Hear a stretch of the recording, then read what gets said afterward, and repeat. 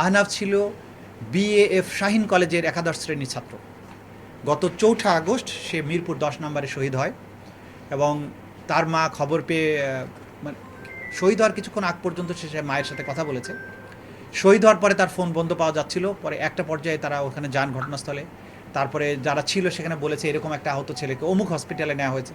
সেই হসপিটালে তার ইসলামী ব্যাংক হসপিটাল সম্ভবত, সেখানে রাশ করেছেন। সেখানে গিয়ে ছবি দেখানোর পরে বলেছে যে এখানে তো নাম ছিল না, কারণ তার নাম কেউ জানতো না, অজ্ঞাতনামা হিসাবে লাশটা আনা হয়েছিল। তাকে পরবর্তীতে সোহরাওয়ার্দী হসপিটালে পাঠানো হয়েছে।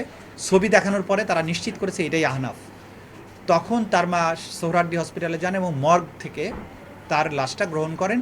তার বুকে গুলির চিহ্ন ছিল এবং সেখানে মেডিকেল সার্টিফিকেটও লেখা হয়েছে গানশট ইঞ্জুরিতে, এবং পোস্টমর্টেম ছাড়াই বাধ্য হয়েছেন তারা লাশটা নিয়ে যেতে। হসপিটাল কর্তৃপক্ষ যেটা বলেছেন বারবার, যেটা ওনাদের কাছে তথ্য, যে তাড়াতাড়ি যান, যদি তাড়াতাড়ি না নেন তাহলে আঞ্জুমানে মফিদুল ইসলামের মাধ্যমে বেওয়ারিশ লাশ হিসেবে দাফন করা হবে। যেটা বিভিন্ন সময় আপনাদের মাধ্যমে আমরা জাতিকে বলার চেষ্টা করেছি যে কাজগুলো হয়েছে, যে লাশ দ্রুততম সময়ের মধ্যে তারা ডিসপোজালের চেষ্টা করেছেন, গুম করার চেষ্টা করেছেন, গণকবরে দেওয়ার চেষ্টা করেছেন, স্বজনেরা যাতে সঠিক তার সন্তানদের শহীদ সন্তানদের লাশটা বুঝে না পায়, এই ব্যাপারে একটা ডেলিবারেট প্রচেষ্টা ছিল, এটা লক্ষণীয়। এই কারণে আহনাফের মা সহ তার খালা তারা এসেছেন আজকে এখানে, অভিযোগ দায়ের করেছেন। তাদের এই অভিযোগে তারা সুনির্দিষ্টভাবে কোনো আসামির নাম তারা বলেননি। তারা বলেছেন যে এই সরকার, শেখ হাসিনা সহ প্রধানমন্ত্রী, তার মন্ত্রী পরিষদ, তার পুলিশ বাহিনী এটা করেছে। আমরা ঘটনাস্থলে যেহেতু ছিলাম না, আমরা এই সরকারের যে যারা এই অপরাধের সাথে যুক্ত তদন্ত করে যেন তাদের বিরুদ্ধে ব্যবস্থা গ্রহণ করা হয়, এটা তারা বলেছেন। একই সাথে বিএএফ শাহিন কলেজের ছাত্রছাত্রীরাও আমাদের সাথে যোগাযোগ করেছে।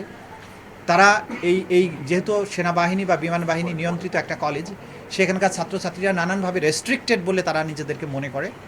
আমরা আজকের এই প্রসিকিউশন টিমের মাধ্যমে এই ছাত্রছাত্রীদের কাছে আমরা একটা মেসেজ দিচ্ছি যে তোমরা তোমাদের সহপাঠী সহকর্মী যারা এই আন্দোলনে শহীদ হয়েছে, আহত হয়েছে বা নানানভাবে ক্ষতিগ্রস্ত হয়েছে, তাদের এই তথ্যগুলো আমাদের ট্রাইব্যুনালের কাছে নির্ভয়ে এসে তোমরা জানিয়ে যাও।